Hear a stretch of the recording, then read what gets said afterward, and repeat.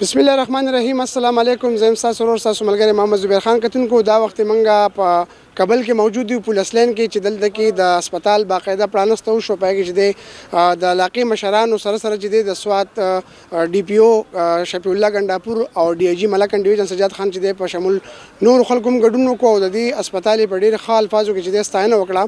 دا د پولیس شهدا لپاره یو هسپتال دی چې په دې کې باغی ته سہولیات ورکول کېږي. کم ستوندې چې هغې ته رامخې دي د هغې د کمی لپاره چې دی نن هغې یو کوټلې ګام پورته کړو پای کې چې د هسپتال نن باقاعده پلانستو شو او خلکو ته چې دی هغه سہولیات ورکول کېږي. یو مریض سره د سره خبرې اترې کوو چې هغه د هسپتال دی دغه ته چې دی په څونه خوشحاله دی او د دې کم علاج چې دی په دې کې ممکن دی. السلام علیکم جی.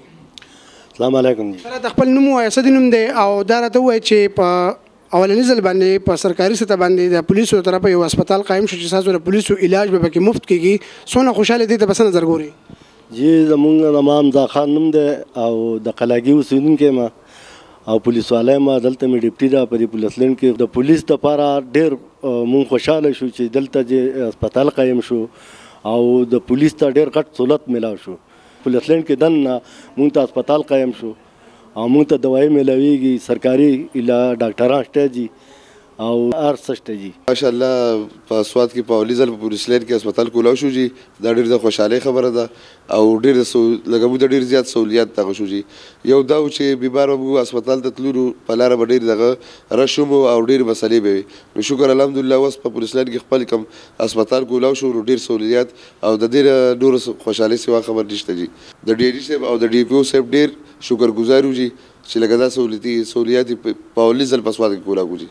قدرمندو کتونکو په دې هسپتال کې چې دی یو فیمیل ډاکټر سره موجود دی د هغې سره به خبرې اترې کوو چې هغه د ننني کاوش ته به څه نظر ګوري. په دې هسپتال کې چې کم سہولیات پوي د هغه شهدا د بچو دپاره چې کم د دې سواد دپاره د دې خاورې دپاره قربانیانې ورکړې وو هغو چې دی په داسې قسمه څیزونو کې چې دی هغه بیا محرومه پاتې کېږي د هغې په وجه باندې هغې ته مشکلات رامخې ته. خو نن په پولیس لین کې د ډي آی جي ملکن او د ډي پی او سواد په تعاون باندې دی یو هسپتال اوپننګ وشو چې په هغې کې نن باقاعده هغې پلانستو شو. هغه ډاکټران چې دی هغه خپل کار کوي، مریضانو ته ټریټمنټ ورکوي. د هغې سره به خبرې اترې کوو چې هغه څه وایي. السلام علیکم جی. تاسو چې خپل تعارف وکړئ دا راته ووایئ چې په دې هسپتال کې کم سہولیات موجود دي او دې ته د نوي کاوش ته ځکه چې په سوات کې دا په اولني ځل باندې یو هسپتال کولاو شو د هغه پولیسو دپاره چې هغې به مطلب په ایمرجنسي کې یا په عام روټین کې به هغې نور هسپتالونو ته تلل. نن هغې ته چې دی په پولیس لین کې خپل هسپتال میلاو شو. دې ته به څه نظر ګورئ؟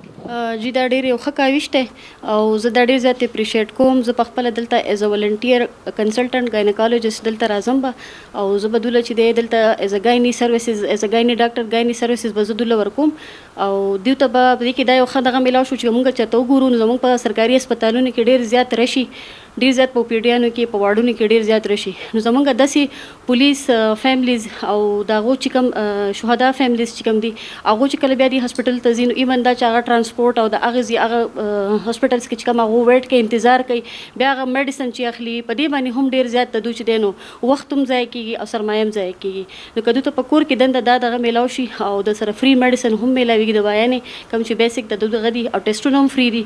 دلته بلډو الټراساونډ او ای سی جي او دا هم سهولت شته په دې هسپټل کې. نو دا یو ښه کاوش دی او دا د سوات عوام دپاره ډېر د خوشخبرۍ دغه ده او سپیشلی پولیس ډپارټمنټ دپاره. او امید لرو چې دا به مخکې هم کامیاب ځي او الله پکې برکت واچولی کړي. زما نوم سید نور الحسن دی او زه دلته ایز نرس کار کوم. دلته مونږ پیشنټ له فرسټ ایډ هم ورکوم.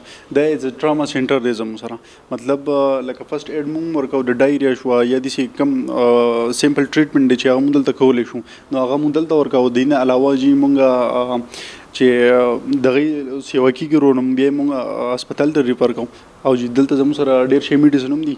ډي آی جي صاحب او ډي پی او صاحب ډېر شکریا ادا کوو چې دلته غوره میډیسن دپاره هم ډېر دغه وکړو او نور به انشاءالله زموږ نه څه کېږي مونږ خپل کار کوو. قدرمندو کتونکو ډي پی او صاحب سوات را سره موجود دی. دا سره به خبرې اترې کوو چې د هسپتال د کاوش ته چې دی هغه په څه نظر ګوري او دا ذهن کې دا سوچ څنګه رالو. السلام علیکم سر. ډېره مهرباني شکریه جی. دا څرنګه تاسو ولیدئ چې د نام کوم دی پولیس شهدا هسپتال ضلع سوات نو دا پیورلی شهدا د فیملیز دپاره هغوی ته خراج عقیدت پیش کولو دپاره دی او په دې چې دا موږ انیشلی سټارټ واخیستی 3 بډ د موږ هسپټل دی الحمدلله.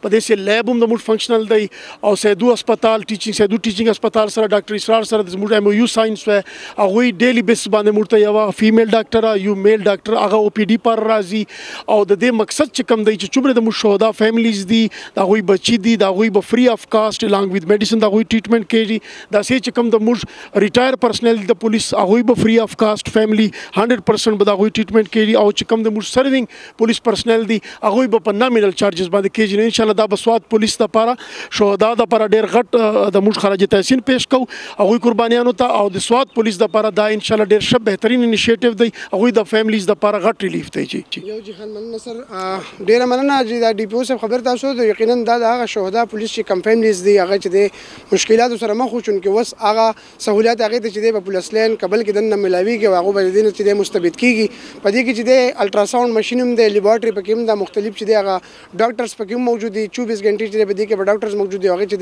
د هغه فیملیز لپاره چې هغه ته مشکلات او هغه به چې د سیدو نه شوتل یا په خبر ته بتلو یا به نور ځګون تدلو نو نن به هغه سہولیات چې د هغه بدل کې په پولیس لین کې د هغه په دهلیز هغه ته ملاویږي زمونږ د پروګرام مین مقصد هم دا چې زمونږ کم شهدا پولیس چې کم دي چې د هغه فیملیز محروم شوي دي هغه ته دا قسم سہولیات نه میسر نو په هغه وجه باندې نن د دې هسپتال ضرورت پېښ شو هغه چې د باقاعده پلانستو شو او په دې کې چې د هغه ټریټمنټ جاری دی زموږ د پروګرام مخ پای تر سیمه اجازه راکړي الله پامان